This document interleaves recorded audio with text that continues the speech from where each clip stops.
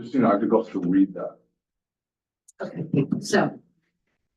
Good evening and welcome to the Land Bank Commission meeting. As hybrid meetings are new to us, please be patient with our process. Our hope is that going forward, every meeting will run more smoothly than the last. We are very pleased you're able to join us both in person and remotely tonight. We are using Zoom webinar for this meeting, which allows the public to participate in the meeting as an attendee. The chair can request that the members of the public provide their names for purposes of keeping accurate minutes of the meeting. Attendees will join in listening mode, and we ask that everyone display their names correctly. Attendees can click the raise hand button if they wish to speak. The chair will call on those who have raised their hands in order that they were raised. All questions should be directed through the chair. Please note that this meeting is being recorded. Please be aware that other people may be able to see you, and take care not to share screen share your computer. Anything that you broadcast may be captured by the recording. Is the script going to come up on this like last time? That, Oh, it should, the closed caption. yeah. It should. If it isn't, we should set it to come up. I just reset it, so maybe.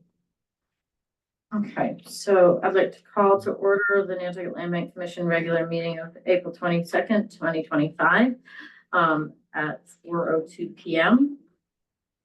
And we will convene an open session. And then can I have the commission's acceptance of the agenda?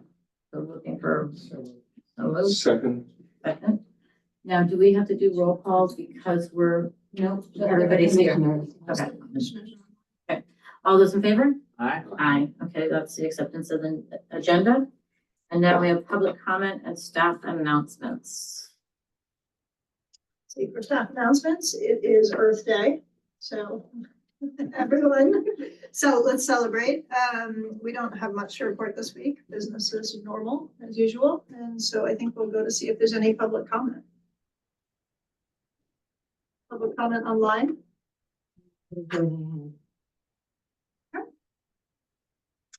Okay, from there, I guess we'll go into golf business and starting with Sconset Golf monthly review. Hey, everybody, can you hear me okay? Yes, we can hear you. Can we see him? Let's see him here for a second. Yeah, I'm gonna share the screen so we can do the financials. Show the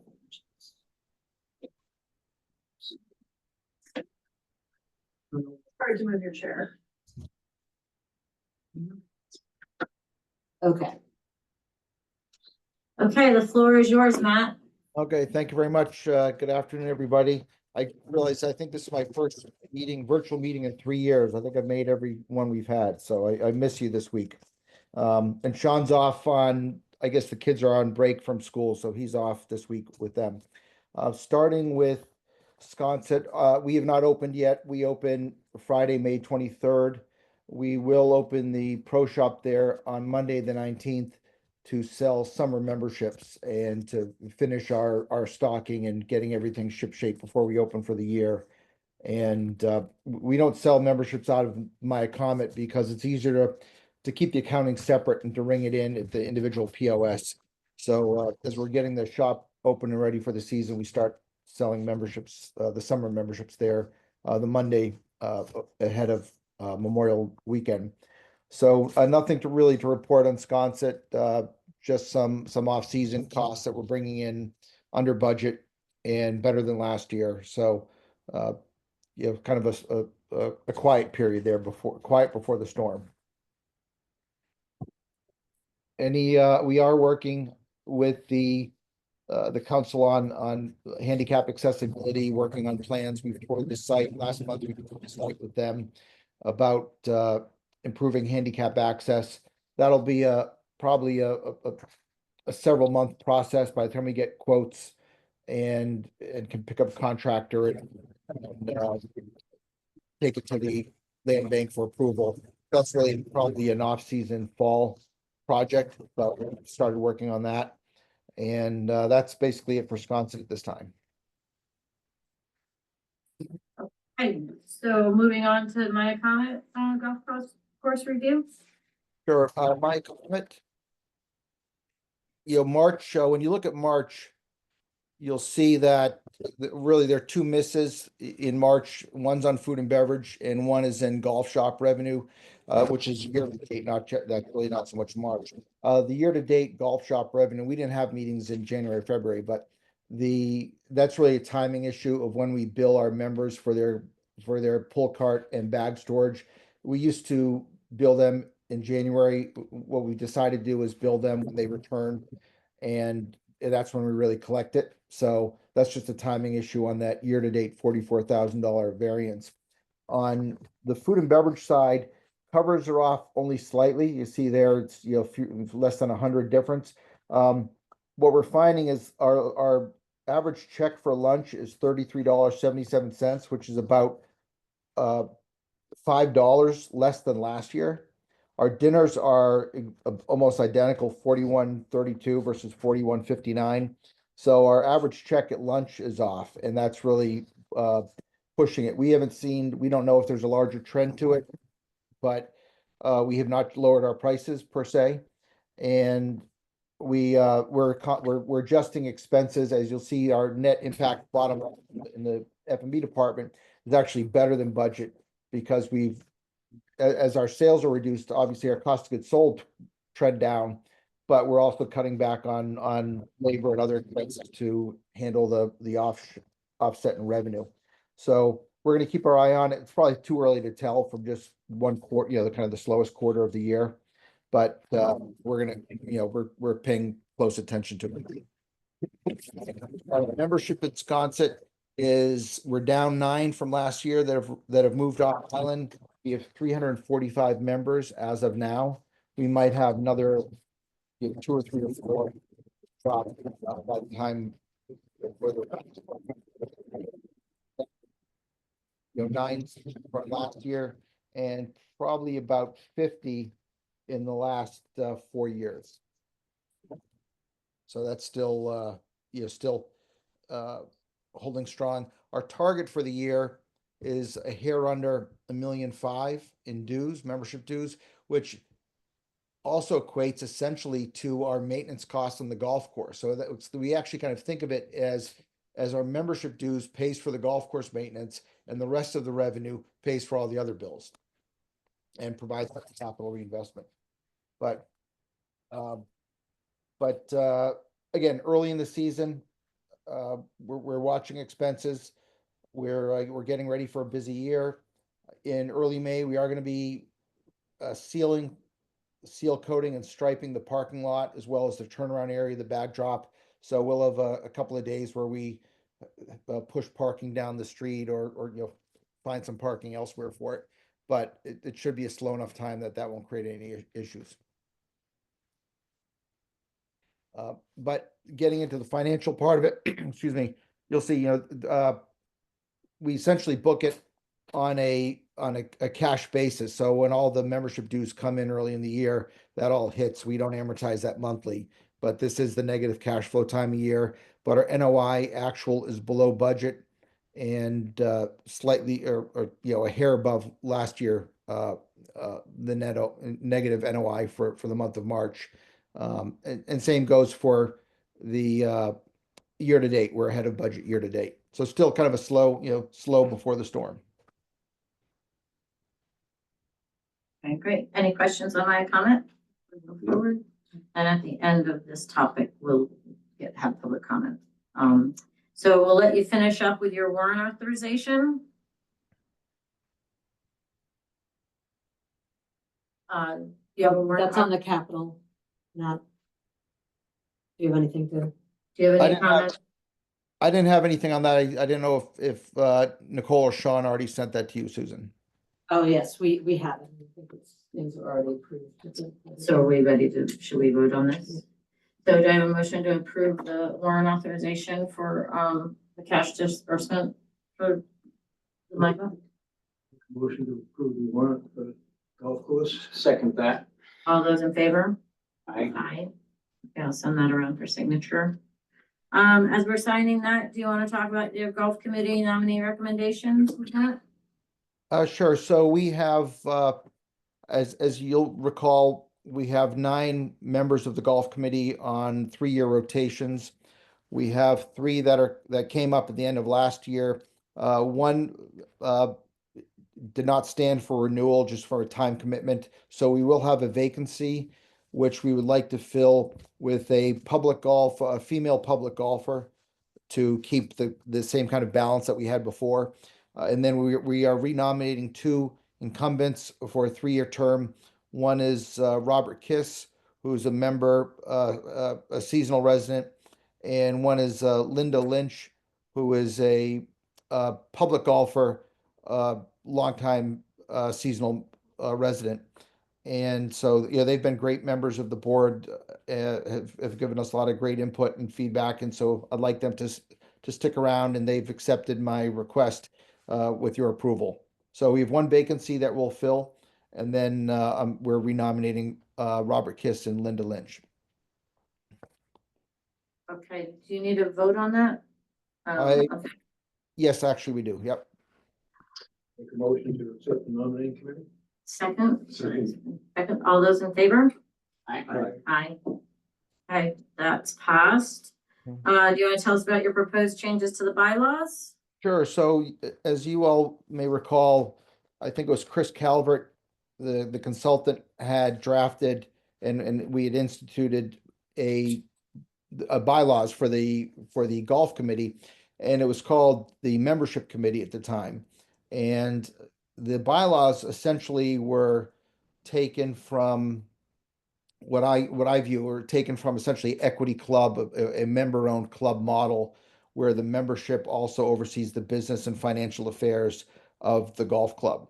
And what I wanted to do here is modify the language to achieve 2 things. One is essentially remove the member committee nomenclature and call it a golf committee, because it consists of non-members as well, public golfers.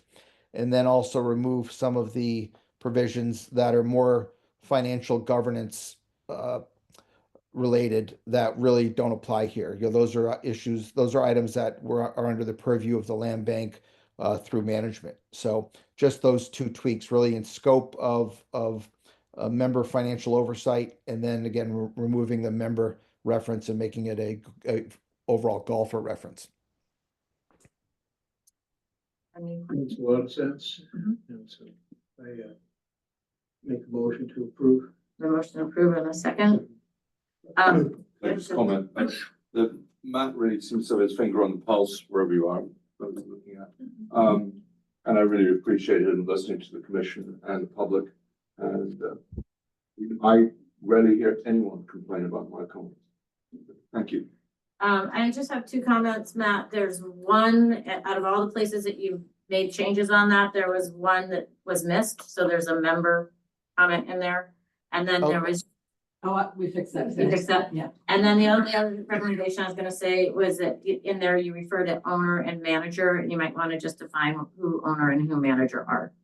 Yeah, will do. And those 2 tweaks, and then that was all discussion. So do we have a motion and a second? All those in favor of approving these bylaws? Aye. Okay, Matt, I think that brings you to the end of your presentation, but we're gonna hold on. Is there any public comment on the golf business and what we reviewed? Anything from remotely? And one just small tidbit, in the off season, we spent a lot of time with staff training, especially on the food and beverage side. And one of the trends we're seeing nationally, and we're gonna seize upon it at My Comet, is a push for what we call 0 proof cocktails. So kind of, fancy cocktails, but non-alcoholic. So we're gonna expand our menu to include those. And it's something we're seeing becoming more and more popular elsewhere. So hopefully that gains some traction. Great. Thanks for that update. Okay, that concludes our golf business. Thank you very much, Matt. We'll see you next time, maybe. See you next month. I'll be there. Thank you. Okay, thank See you, you. man. Thank you. Matt. Okay. Well, Excellent. property management.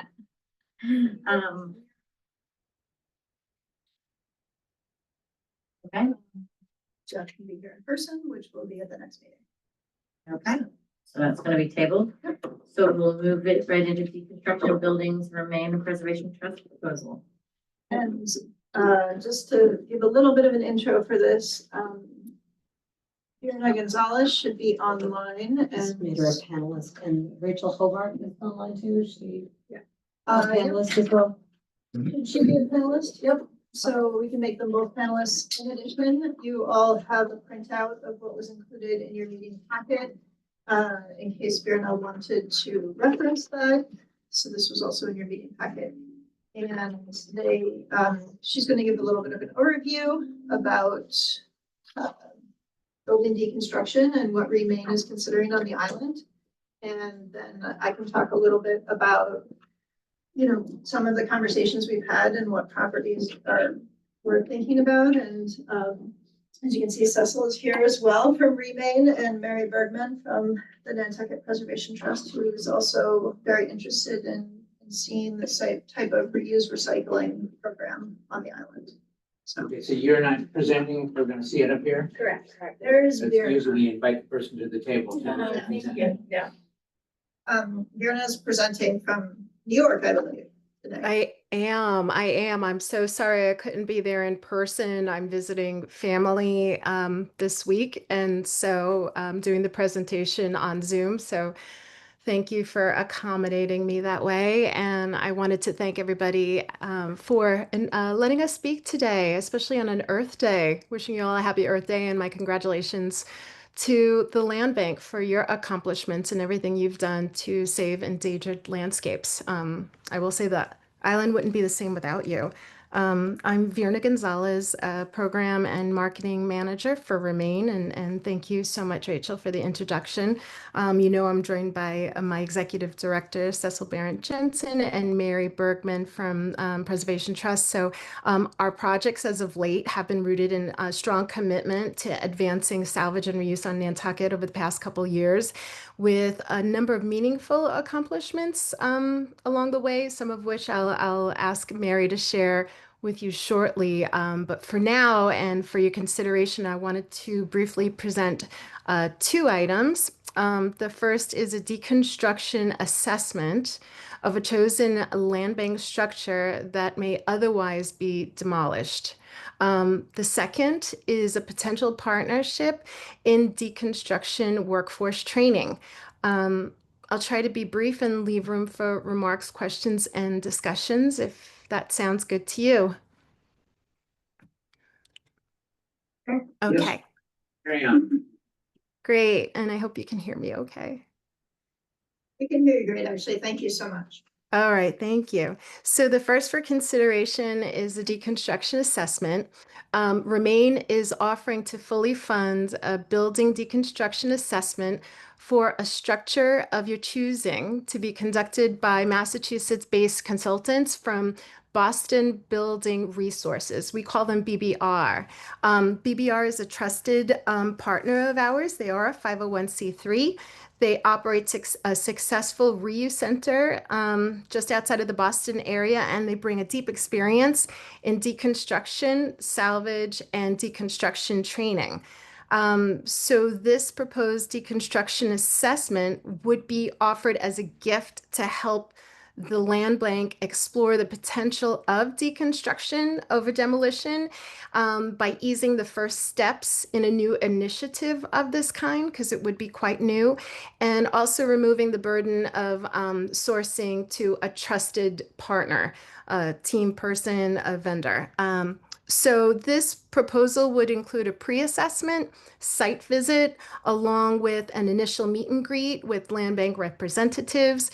It would be an opportunity to discuss, the project, property, goals, any considerations that you may have.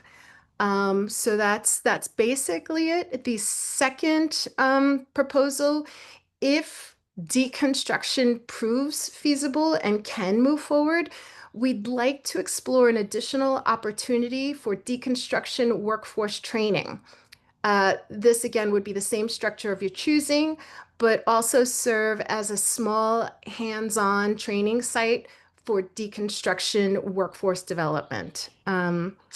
Could advancing salvage and reuse efforts through partnership between land bank and community school, BBR remain and NPT be worthwhile? I think that's one of the questions. The curriculum that we've discovered, it was vetted out by the community school, the Nantucket Community School, and recommended by BBR, Building Resources. So the curriculum is developed by an organization, a nonprofit on the West Coast called the Reuse People. BBR could teach the curriculum and provide hands-on training on site, while the community school could serve as a host for classroom space and discussion. If there were to be workforce training, the student class would be as little as 12, but as many or up to 20 students in the building trades. So again, Remain would provide direct grants to BBR and community school for this student training. The ideal timeframe for anything like this would potentially be late summer, around August, and that would align well with more of the open construction hours and scheduling and of course, weather. So that wraps it up for me. And before we open it up to any questions, I wanted to take a moment to introduce Mary, who can share some background information on our collaborations and partnerships over the past few years. Thanks for the time. Well, thanks, Fiona. Thanks. I won't be all that long, just to say that, excuse me, allergies are really bad.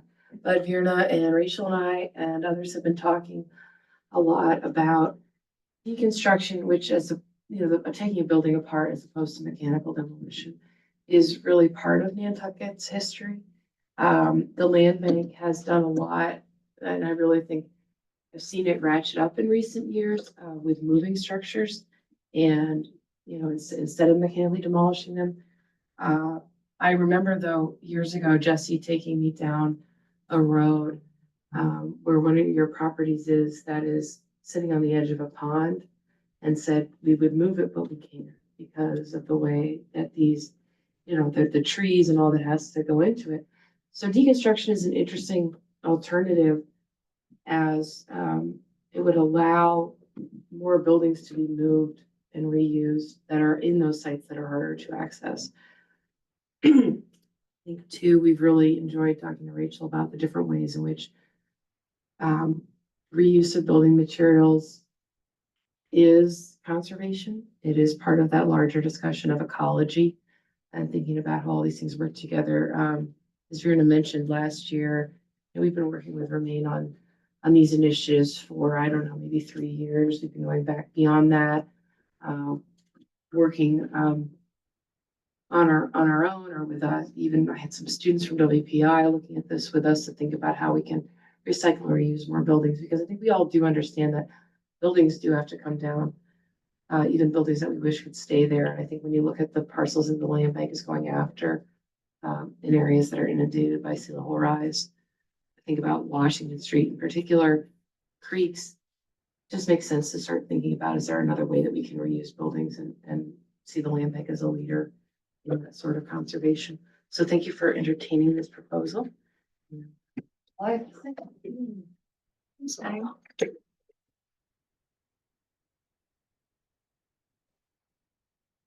My turn? Yeah. Sorry. Yeah, any questions or? Yeah, do you have any questions? I think one thing that I just wanted to put out there is that the structure that we looked at most recently as one that could be deconstructed is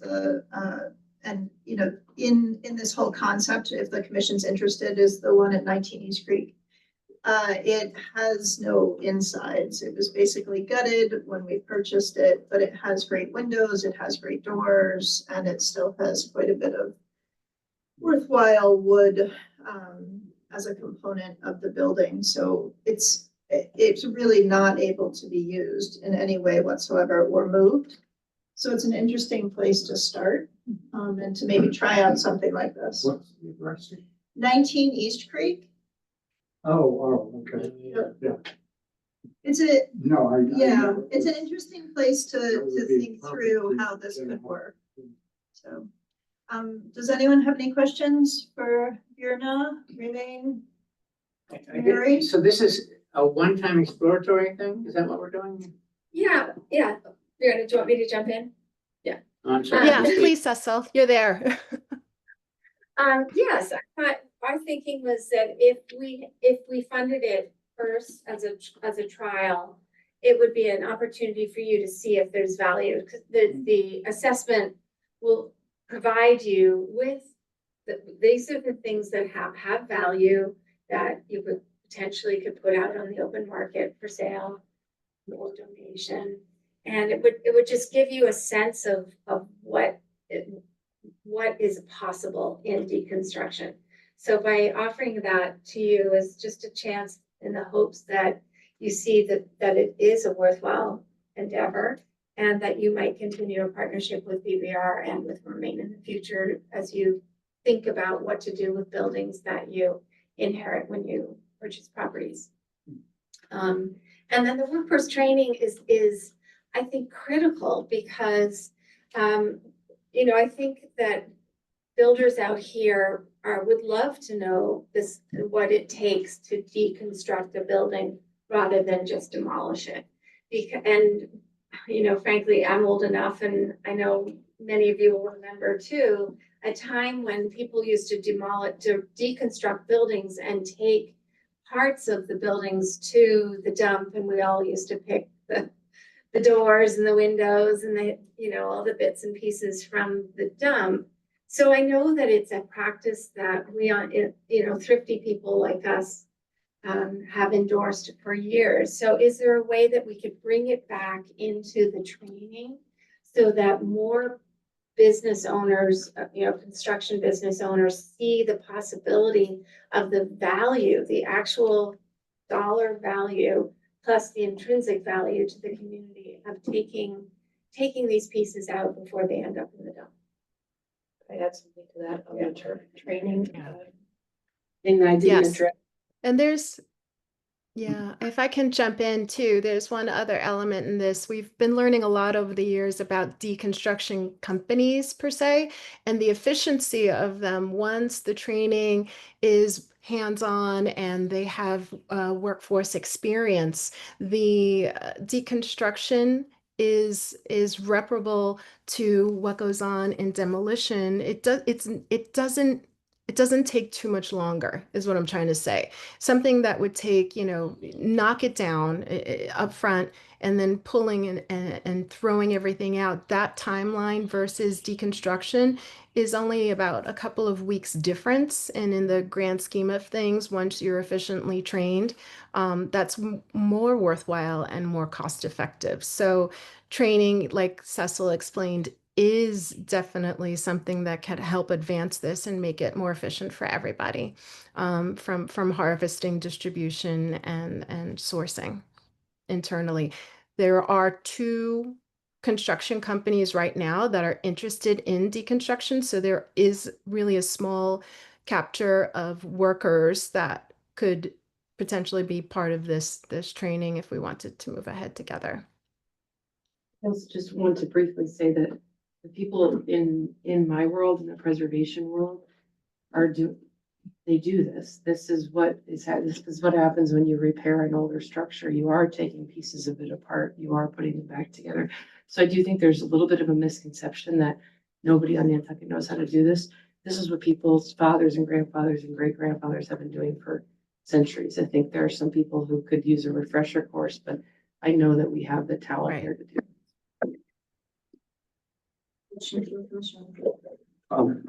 Thank you for bringing it to us. It's a very interesting topic, but the one thing that springs to my mind is where are you going to put all this stuff? Without that, I think it could be very challenging. I have a question. Have you done this exercise with anybody else on the island? Have you brought BBR to the island? Have you done an assessment? Have you done a deconstruction? Well, that's a kind of an interesting question. We know that, yes, that has happened actually there. And it happened because we brought somebody to the island last fall who was talking and encouraging this, and word got out to a builder out here. And I'm happy to give the credit to Josh Brown's company. He learned about it and he admired this opportunity, and he had a building that had all kinds of beautiful brand new doors and windows. And so he convinced the homeowner that this was a great way to go. And so BBR came and took 2 truckloads of really wonderful products to Boston, which is where the site is that BBR stores their materials, and the materials were salvaged and reused in Boston. Right. So And just- Go ahead. I just wondered, so you'd have a location where everybody could take this stuff, put it on a truck, take it to Boston? Correct. And if Um, someone on there wanted it, they'd have to be there kind of thing? That happens, that happens all the time. I'm sure you know that there's an active Facebook page about this. And so when people are taking things out of buildings, they put it on Facebook page and people turn up and salvage it all the time. So that, I think part of the collaboration with you, and Virna, please speak up on, yeah, I'm just riffing here. yeah, no, I go right ahead. I'm going to jump in right after you. Please. That this idea of developing a system where you assess a property, you deconstruct it, and you build a plan about, well, teaching others how to do it, and build a plan about how to get the materials out into the community needs to be solved. At the end of the day, Neil, you're absolutely right. Nantucket needs a place where we can keep all of this stuff. Virna and Mary have been working for years to try to answer that riddle, and including with the town and the folks at the DPW. We don't have a solution yet, but that is 100% one of the concerns that we have as well. Thank you. Exactly. And also, I will say, there was an additional deconstruction project by one of the builders out here who's venturing into decon. He wound up harvesting materials. It was about 20% of the structure, and which is pretty typical. It could go as much as 85% of materials that are harvested for reuse. From that, they wound up setting everything on site. So that is an option. When it's a coordinated effort, it seems that materials, when they're neatly stacked and placed on site, there can be an easier way for the materials to, ebb and flow, harvested from the site off property. So that was a consideration, and that did work for this one particular residence off of Pulpus Road, I'll say. But this would be like a larger of its kind, potentially. We had something come before us just where Neil was involved with someone who was actually tearing down a house in Pocomo, and Yeah, they approached us, and so we are kind of involved in this already. We took the windows and the doors and we're storing them. We were very pleased to take. yeah, it was Josh Brown again in that house, 88 Wow. Kokomo. Yeah. And he was, I just, at the back of my mind, I wondered what it actually cost and where that washes out. Or he had 15 guys there pulling apart all the decks and taking out the windows. They did it beautifully. But I just wondered, did someone donate that? Yes. Actually, what winds up happening is for private residences, homeowners are able to receive a tax credit. There's an assessment done. There are assessors out there that can assess the values of materials of a particular home, even furniture per se, and receive a tax credit that is legal documentation for tax deductions. So there's, carrots and there's sticks. So this is one of the carrots that can be offered for a donation. And I suppose also they say it's $500 a ton to dispose of it. They're not paying that now. That's correct. And so there's offset costs. And of course, we will all say that deconstruction of a demolition is a bit more costly, but at some point, making the decision to move ahead with it, and seeing where you can make efficiencies or just try it out to see how well it goes is something to consider. A question, so is BBR, when they take the materials off island, are they, and then in the business of selling stuff? Okay, because I just Right. I like that when the idea that Nantucketers get first choice, pick at it. before it Right. goes. All right, so that is how. Right.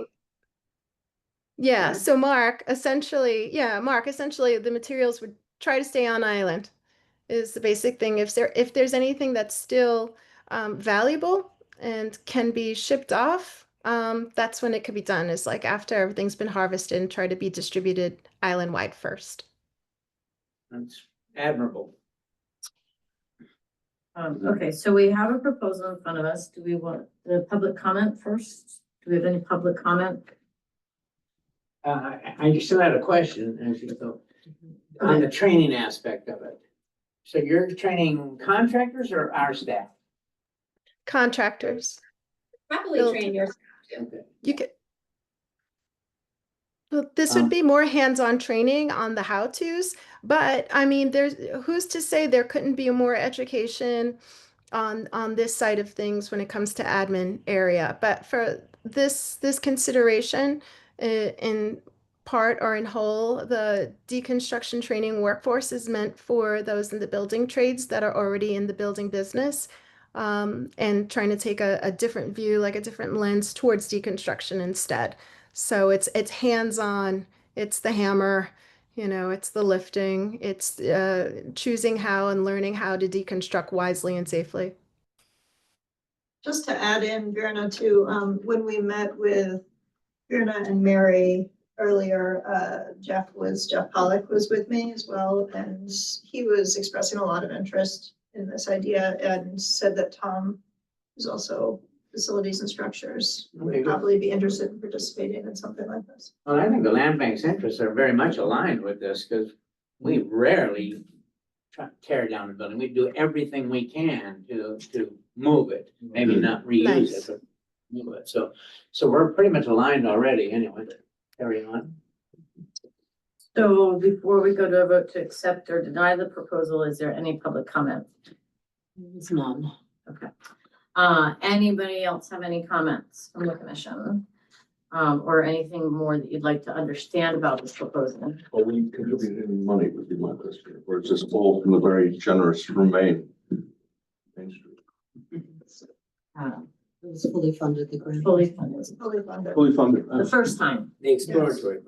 Well, yes, the proposal is to fully fund just the assessment. So to have the consultant come down, evaluate the building, see how much it would cost to deconstruct it. And that proposal would come to you, and that's what Remain would be granting.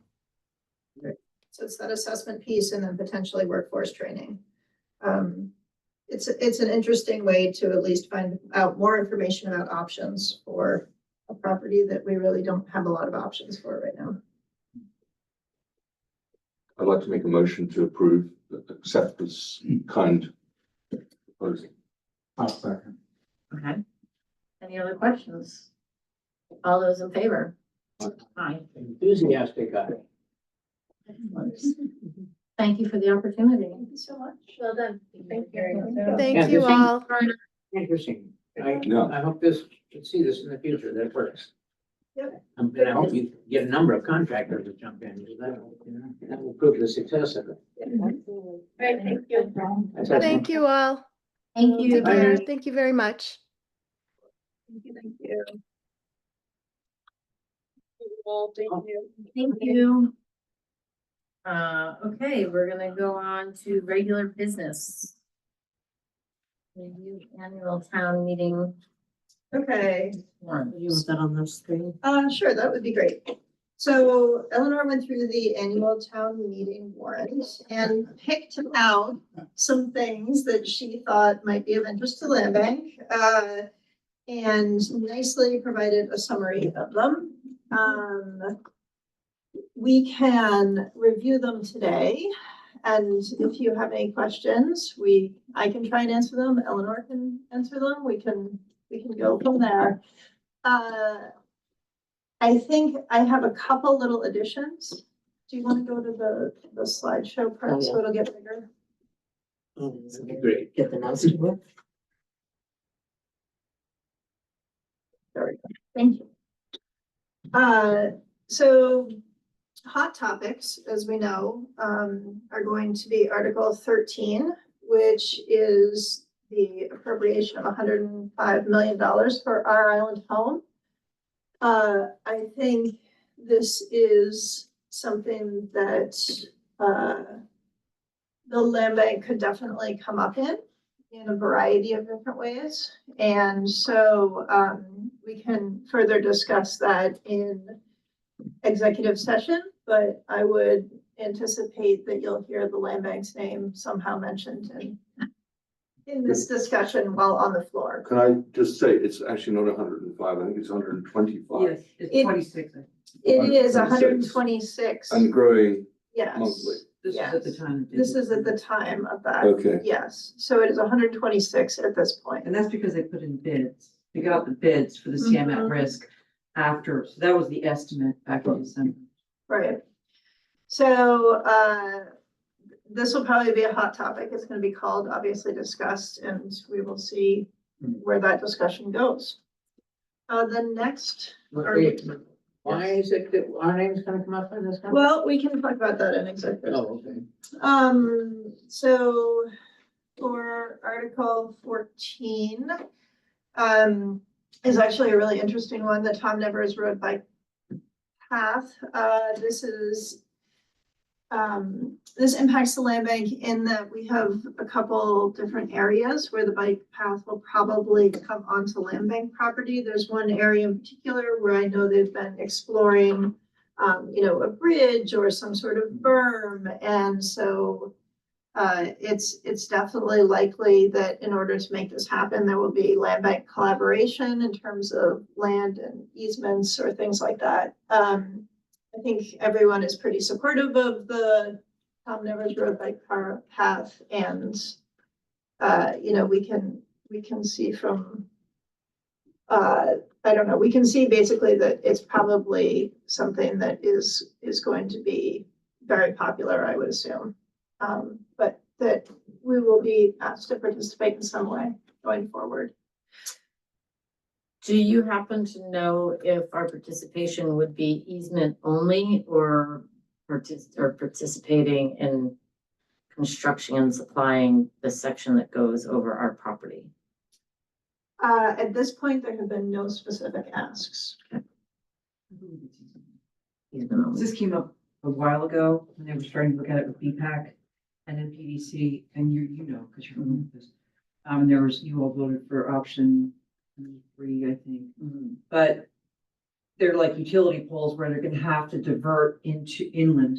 And that's in a couple of spots, that's land bank land. So the very minimal impacts will be easements.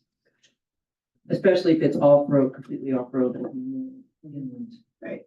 I think though, until we have something specific, it's unclear. All right, next. Is CPC, which, as you'll remember, Eleanor is the land bank's CPC representative, and she's done a fantastic job. Super engaged and involved. The one component of this that impacts the land bank is the Nantucket Racket Sports Association requesting approval for slightly over $300,000. In addition to their existing allocations, which is to basically fund the expansion, which we're working on designing and permitting, and Eleanor has recently put out to bid in conjunction with CHA. And we're in the process of trying to find contractor for that. We're vetting references for contractors for that right now.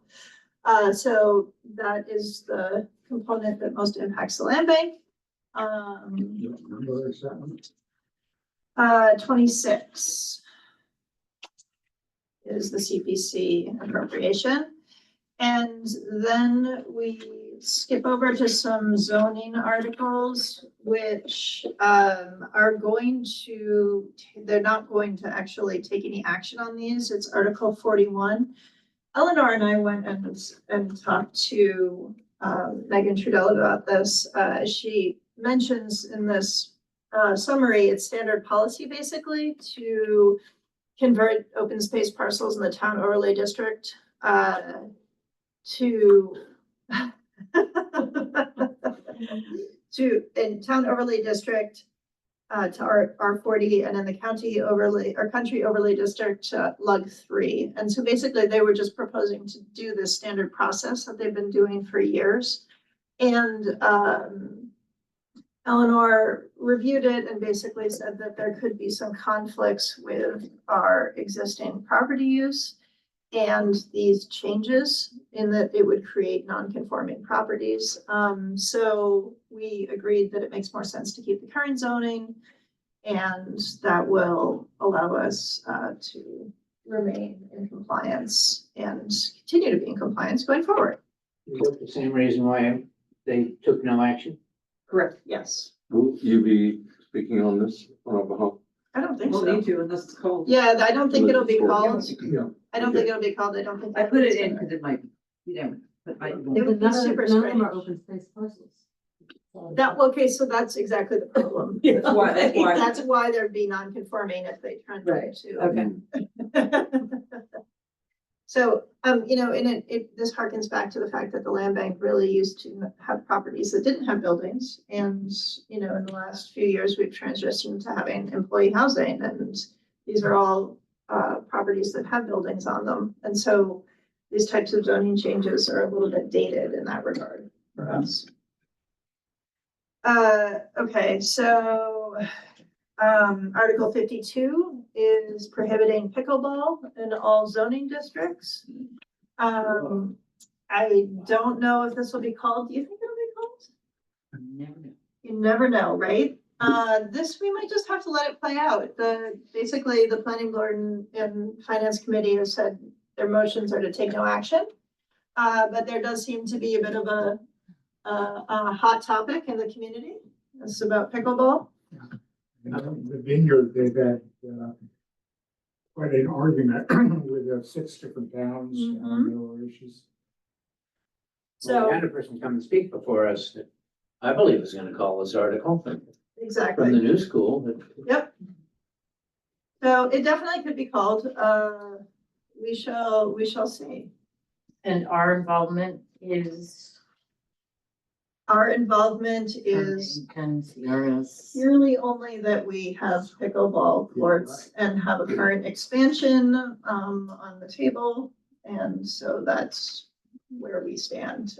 We do have a number of things, both a sound assessment as well as, you know, potential pickle glass installation, perhaps depending on cost, which would maybe limit the sound a bit. So there are ways that the NRSA is exploring minimizing the sound impacts. I will tell you the existing courts that are there, which there's 4, we have never received any complaint or concern.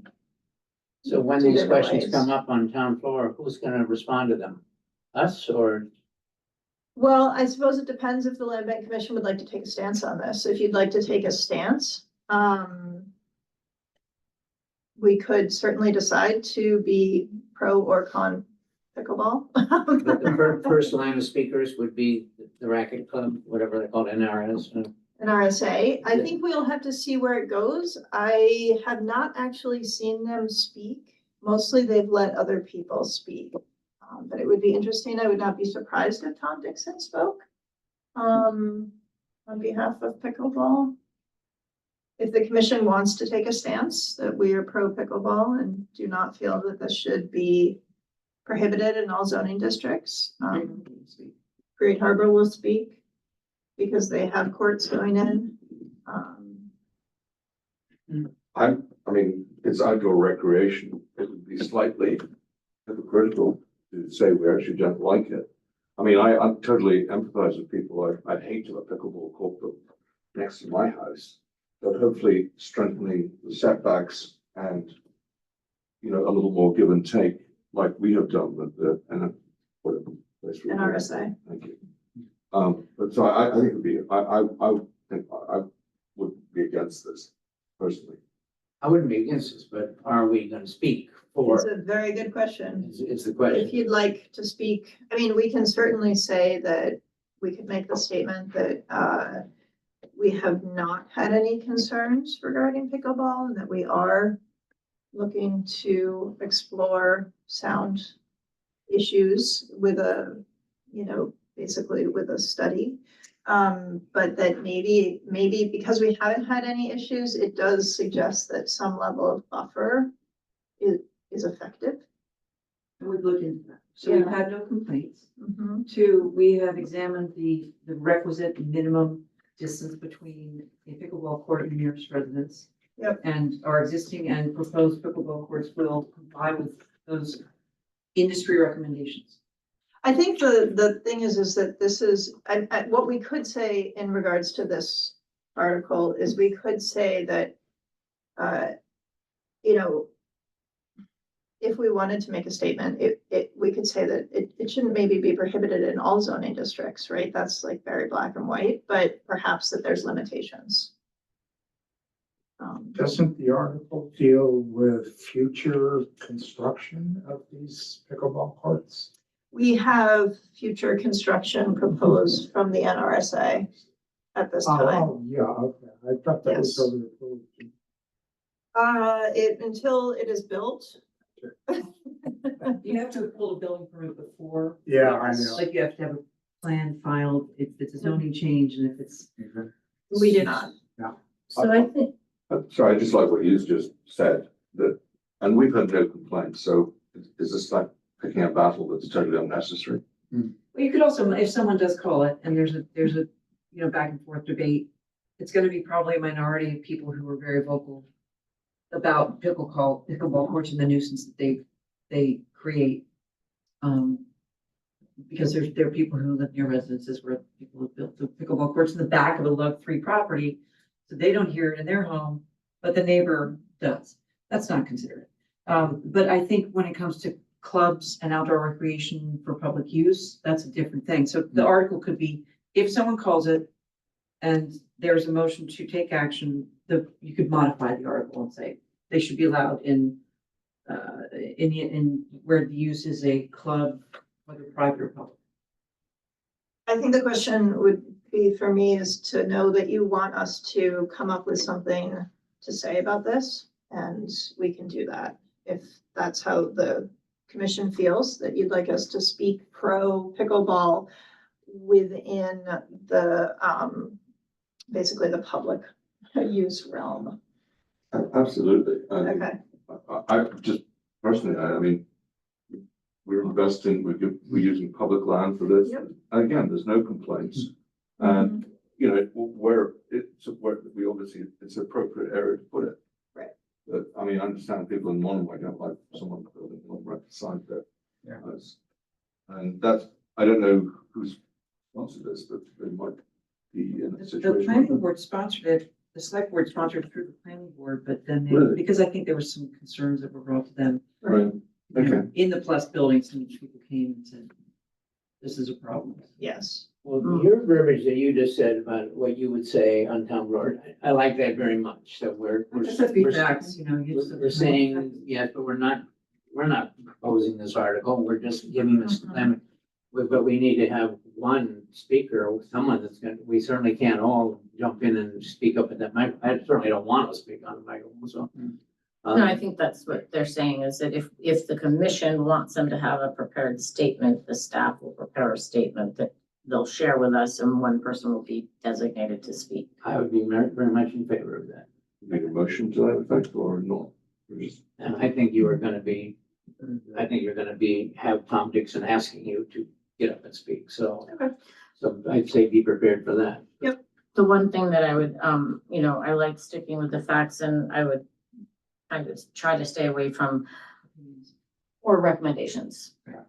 you know, Exactly. just that we built it, we're building, we support public and, and following the guidelines more than like, but maybe not over here, It's just, conscientious construction. yeah. I'm just- Yeah, that's all.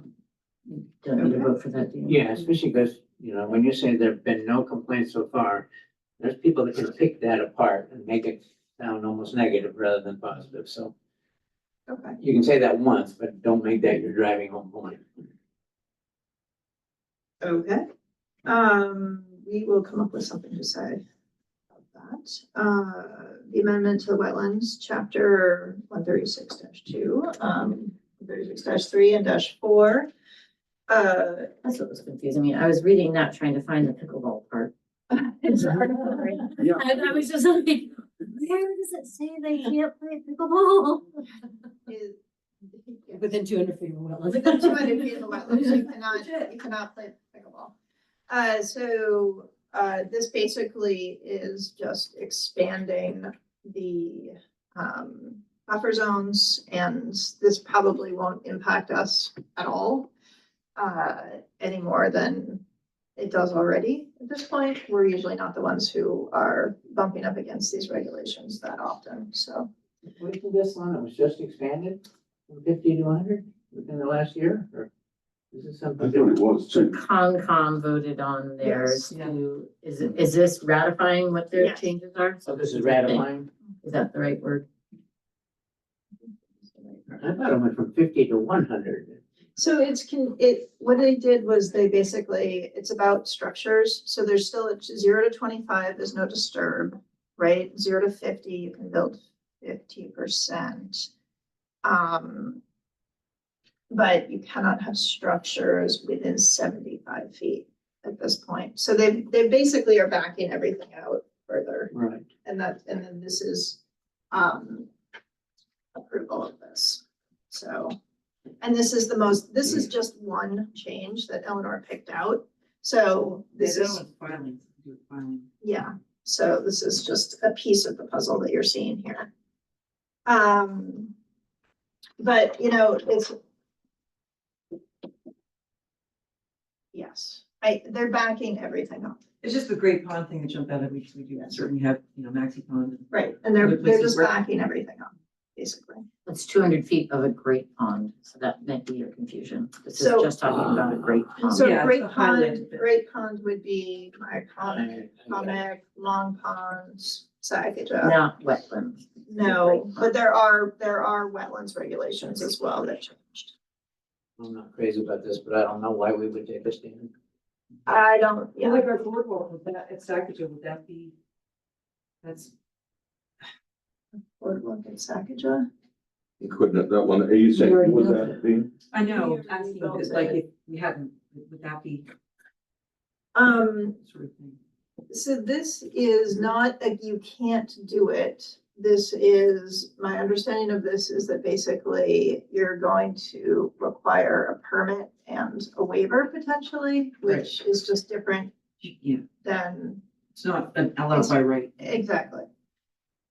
So moving on to 88, which is nutrient management with fertilizer. We've seen this before, right? And basically my understanding is that this has come back because it wasn't acted on by the legislature. So in an effort to have it not expire, they're bringing it back again as a home rule petition. So again, it's interesting. One would think, automatically that this would impact our golf courses. After the last time that this passed, Sean and Matt called me the next day and said, you know what, we'll work with this. It's fine, we're not that concerned. So I don't know that necessarily this is something that we need to take a stand on either, but it's something that could impact, I think particularly the golf courses. If it's actually implemented. It is tricky to get this approved by the legislature, which is why it hasn't been acted on yet. So, This is not the first time it's gone up there. It's not. So the next one is 91. And I am not sure, I have gotten some word that, I'm just not sure exactly where this article is. As of right now, this is a petition to authorize a town to convey parcels to Land Bank and or the Sconset Trust. The parcels in question are a Grove Lane parcel, which is a wetland parcel over off, it's kind of behind Cliff Road. I'm trying to think how to describe it. We have a great trail through there, right? We have a fabulous little trail that we maintain that isn't entirely ours, but it's fantastic. It goes down to Crooked Lane. It goes between New Street and Crooked Lane. Mhm. And there's a very nice wetland in there that the Conservation Commission owns at this point. And that is what is potentially coming to the Land Bank or the Sconset Trust. Again, this might change, and then also shown are a couple areas in Sconset that are next to Low Beach Road. And it's not, these are things that the history, we're still working on trying to figure out the exact history of why these are. Well, this is another HRP issue, so it wasn't enacted as run by the legislature, so it's a Right. placeholder to make sure that it doesn't Right. expire. It's a placeholder, but I think there's a little bit of a loss of history in terms of where this came from and why it was. This is Andrew. Right. Andrew, Jesse had said she wanted this Grove Lane, we wanted the Grove Lane parcel, and he's like, give it to you. And so that was put on last year's town meeting, along with, so these were combined as they are this year. And the railroad parcel, so I know Andrew was working on getting that, you know, a taking and a conveyance for a long time, and then it makes sense to do the street yard sale parcels that abut our land as well. Simultaneously, so it can all become one big parcel. In an ideal world.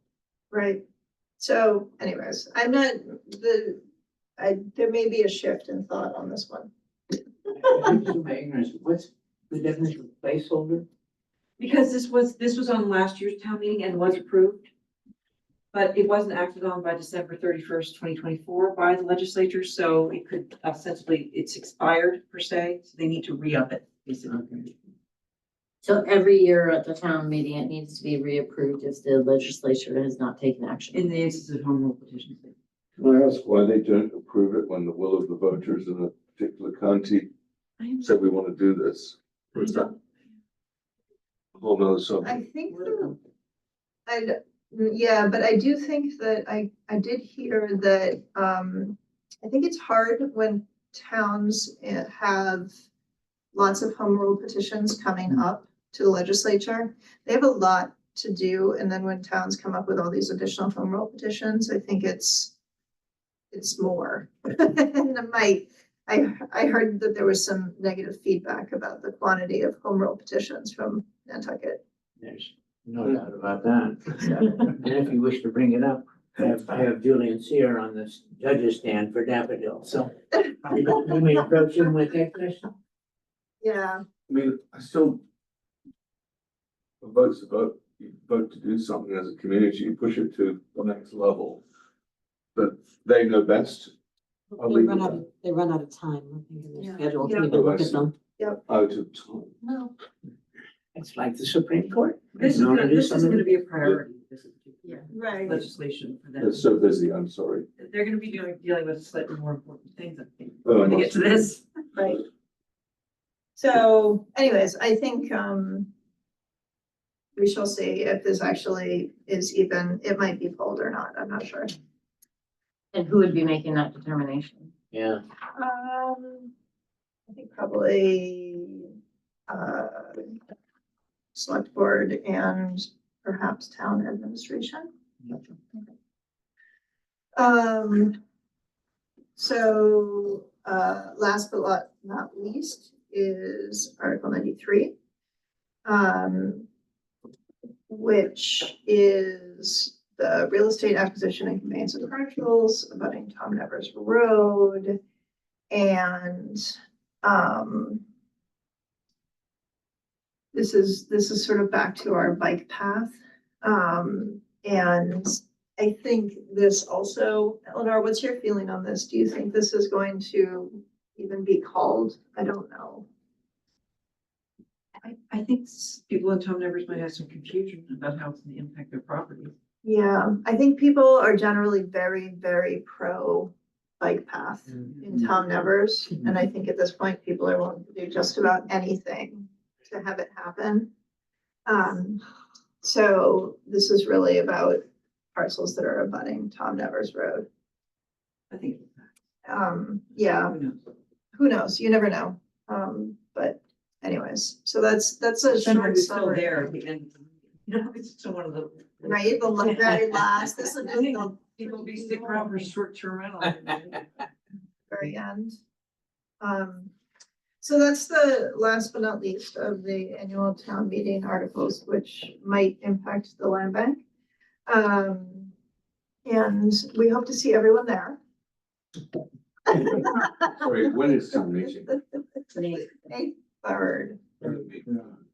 Eight thirty, Couple of weeks. Gosh, I hope my jury duty doesn't go. I don't think it goes into I Saturday. was gonna say maybe Saturday. Do they have jury duty on Saturdays? No, I think so. Are there any other questions from the commission regarding the? No, I find that very interesting, and thank you for bringing that to me. Yeah, Yeah, I did yeah, I too. know, I've been pouring through the. So have I, Yeah, you know, it's good. I never thought about going through it from the land bank. Yeah. If you have other questions about warrant articles, feel free to bring them to us. Happy to. Feel free to call them. Eleanor, happy to answer and take a look into, delve into That was things. nicely done, Ellen. Thank you. Is there any comments from the public? Moving on to transfer business. Approved transfer business. Second, We have, All those in favor? I, Aye. we have 3 releases of liens, so 2 signatures each, please. While we're getting those signatures, is there an approval of the minutes for the regular meeting of April 8th? so moved. All those in favor of approving the minutes? Aye. Aye. We took your name off of them and have Neil signing. we don't see other participants. You do, or, I can, I don't care to, I don't see them. Yeah, When I'm on, it's when I'm different on when we're Zoom, on. you can hit. them. unless they're speaking. And I'm having an issue with the 2 screen, I keep dragging it over. Is it possible to get one of those triangular things? We're, Ordered it today. Yep. We ordered them today. Read my mind. I think it's just quite helpful. Because then you can really see Oh, yeah. the script Right. And besides, Matt Fee has one, so I think we're waiting. and you can hide behind it. Okay, while we're signing, is there, any questions on the consent items? Motion to approve the consent items. Second. All those in favor, warrant, I'm recusing, I need to recuse from the cash disbursements. All those in favor? Aye. I, Okay. And then lastly, you can talk and sign at the same time if you have any additional questions or concerns. No.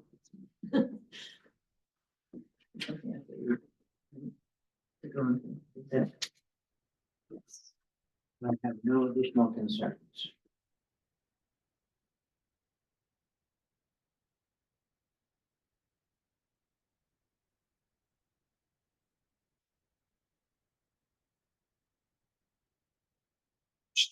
Okay, so there's no comments or concerns? Okay. We are entering an executive session for the following purposes. Purpose 7, to approve executive session minutes. Purpose 3, to discuss strategy with respect to litigation, and discussing it in open session may have a detrimental effect on the litigation position of the land bank. Purpose 6, to consider the purchase, exchange, lease, or value of real property. Discussions in open meeting may have a detrimental effect in the negotiating position of the land bank. Open session shall not reconvene at the conclusion of the executive session. Do I have a motion to go into executive session? So moved. Second. All those in favor?